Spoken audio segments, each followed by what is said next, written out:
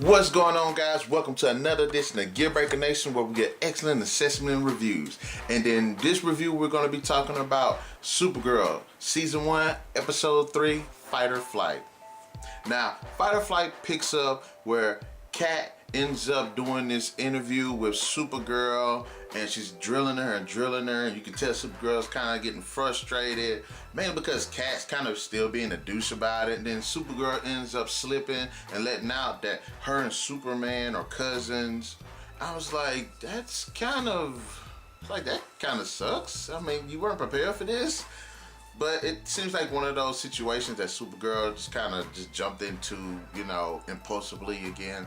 So there is that.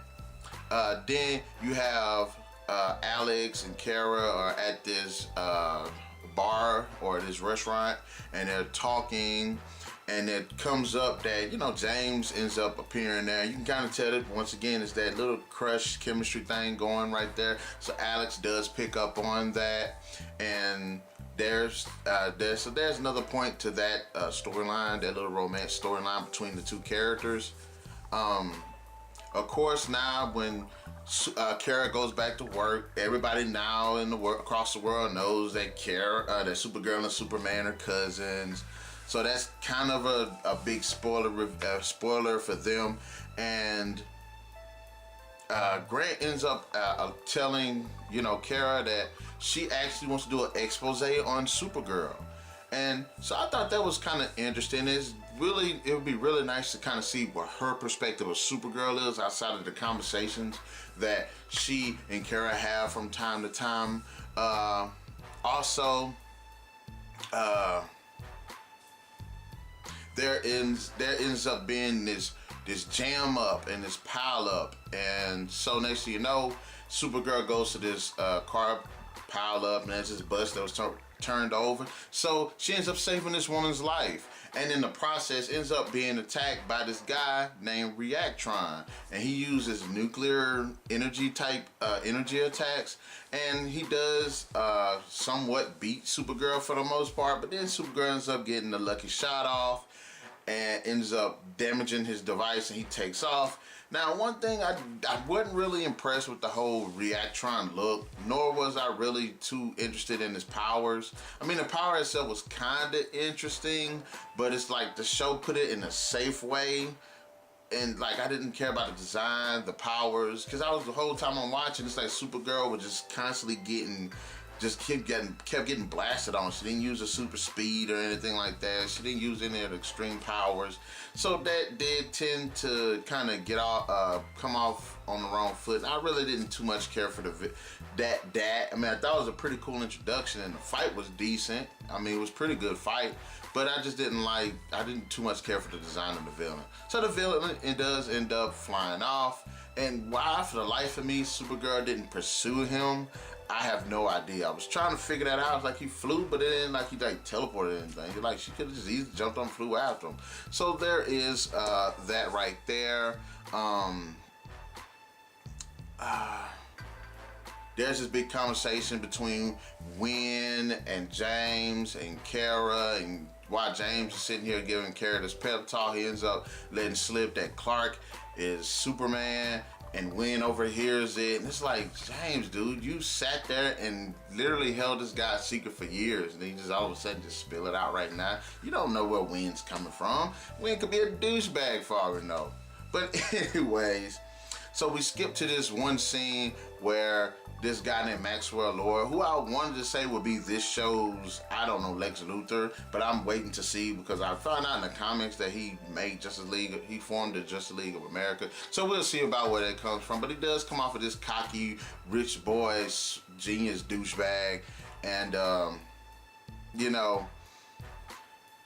there's this big meeting that they're having about this train that he's trying to build, and then next Reactron ends up dropping in on them and destroying, not destroying, but he ends up kidnapping Maxwell Lord, who's tried to exchange himself for one of the scientists. So he ends up kidnapping this dude to help repair his suit.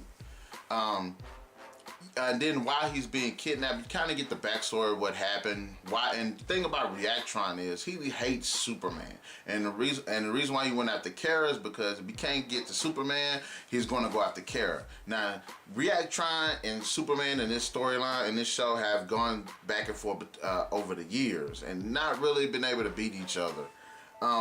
Also, Reactron is human. He's not a super-powered being. He doesn't have like super alien advanced technology. He's just a guy that used human technology to build his suit that gives him flight, super strength, and energy projection via nuclear blast. And the reason why he hates Superman is because a few years ago, terrorists ended up, I believe, like setting off this nuclear reaction, and it was about to blow this city up. So what happened was Superman ended up, stopping the terrorists, I believe. He stopped the nuclear, the thing from going nuclear and destroying the city, saving millions of people's lives. But in the process, the guy that's Reactron, him and his wife got hit with radiation.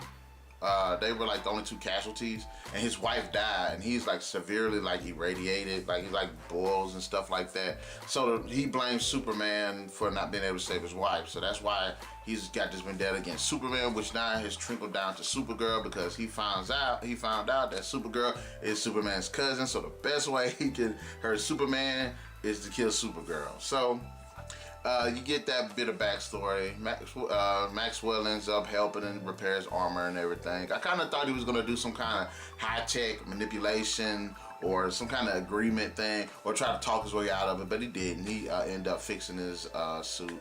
And of course, Kara ends up finding him with the help of James and win. And there's another fight between her and Reactron, and again, it's kind of, the fight was pretty cool. Like the close encounter was pretty good, but the whole energy projection, he ends up basically kicking her ass, and before he can kill her, Superman shows up. Now, I thought it was kind of well done the way they did it, because this whole show they don't show Superman per se. You never actually just see him. It's always like in a silhouette or something like that. You're kind of seeing it from the perspective of as if a everyday person will kind of see him. Like you'll see him flying overhead or something like that. But you'll never actually see him like walking down the street or something like that. So it was kind of cool. She's like falling out. She's about to go unconscious, and you just see him just like in a blurred way. See him like just drop right in front of her and chase off old dude, which once again, I didn't understand why he didn't go after Reactron. And for some reason, Superman could not have beaten this guy. But, so she ends up being saved by Superman. She wakes up at her home with Alex and James. She gets pissed at James for calling Superman, and she thinks it's because he don't have any faith in her. But it comes out later on, it's just that James has been used to Superman showing up when bad shit go down. So that's what he did. He called Superman because bad shit was going down. So I thought that was I understood a bit about where she was coming from, but also I think it was a bit childish because it was like, well, this dude saved your life. Both of them saved your life, so you should be a bit more grateful. But she did come off as a little bit of a spoiled brat. Like, I want to do it. It's like, okay, look, you got to did you not listen to the last episode? You got to crawl before you walk, baby. Did you not hear what Cat Grant had told you last episode? But there is that. Also, there is the expose talk between Cat and Grant again. And it was pretty cool how she set it up because Grant is like sitting in the office, like staring up into the air, and next thing you know, Kara comes in talking about this big party that they was gonna that Cat had done in honor of her expose as Supergirl, and of course Kara gives the input on the expose. Cat doesn't like it because it does kind of paint Supergirl out to be kind of a dumbass. But it kind of makes Cat out to be kind of a douchebag too because of how she is, and it's kind of funny. At first it was the scene where she was in the office and she was like listening to she said it was like the ventilation system was messed up and it was like ruining her concentration. And Supergirl's like, well, I have really good hearing and I can't hear anything. So I kind of like that. Then later on, she gets the expose and she gives Kat her opinion of it. And of course, Kat's been a douche and it kind of paints Supergirl to be once again a dumbass. But hey, there's neither here nor there. Okay, so there's the big gala thing. There's people, you know, being cool or whatever at this big party with rich people, and Carrie ends up being late, of course, and there's this kind of like flirtation, romantic thing that's kind of going on between Maxwell and Kat that is kind of like it makes it seem like they've had a romantic relationship in the past, and that is kind of tinkering now because she's a powerful woman, he's a powerful guy, so that kind of meshes. So there's that. Then next you know, Reactron ends up attacking again. He's going after Supergirl, and Wynn almost gets killed in the altercation, and Supergirl shows up and saves him, of course. No, there was a big brawl, and then Wynn ends up almost getting killed. But James ends up stepping in and risking his life because he tells me, say, hey, you know, Superman's my best friend. What other better way to hurt him is to kill me? So Reaction goes after him. I thought Wynn kind of laid there under that column thing a little bit too long since Supergirl had. It's like, Wynn, move, dude. Now, I'm not gonna lie. One thing I didn't really like about the whole party thing is one point in the party where Wynn and Carol are dancing, and you get to see that he's the best friend that likes her, and it's like this could have been a moment for him to kind of stand out and shine, but then James just kind of steps in and just like ruins all of them. It's like, wow, that's a dick move. It's like James. It's like, are you doing this on purpose? You know this dude likes her. Are you doing it on purpose? Because it's like every time these two have a moment together, you just kind of run in and mess it up. And I feel sorry for Wynn because James is just around all the time now. So there is that. Anyways, back to the confrontation. They end up finding out that back at the DEO /MIB, Alex is doing research or whatever, and then Hank ends up catching her. Now he did that thing where his eyes go red again, and it kind of made me think maybe he was like Cyborg or something, but I don't really know. Maybe he's like leading into this show Cyborg, but again, we can't tell if he's empowered, if he's a robot, or if he's an alien. But it was weird because his eyes glow red, and it made it seem like he knew that Alex was messing with the system. So with the computer system. So I'm like, is he Cyborg, and can he like detect stuff like that? It made me think. So she did let him know that Wynn and she didn't tell him that Wynn and James knew about Supergirl. She just said it was her, Alex, and him. So there was that, and I kind of like that because it showed Alex covering for her. I thought that was pretty cool. But back to the fight. Before the fight and everything, while things were going down and James was getting chased by Reactron, of course, Alex and Hank end up finding a way to defeat Reactron, which again, I was like, I kind of didn't buy it because it was like, well, Superman, this guy's clashed for a couple of years now, and Superman hadn't figured out how to beat this guy? So it turns out that they need to pull off the little reactor thing that's on his chest via Iron Man. But anyways, and cover it in lead to keep it from exploding. So Supergirl does this, looks at this statue, melts it with her eyes, and then put her hand in it and gets the melted lead to coat her hand. She ends up fighting with Reactron again, saving James's life. And after she ends up saving James's life and everything. And so here, she ends up beating Reactron. She ends up taking a few it was kind of cool because he was doing the whole energy thing like this, and she was like blocking him with her hand, and then when he got close enough, she ends up tearing the thing off, and then he's beat. I was like, okay, I kind of buy it. I kind of buy it.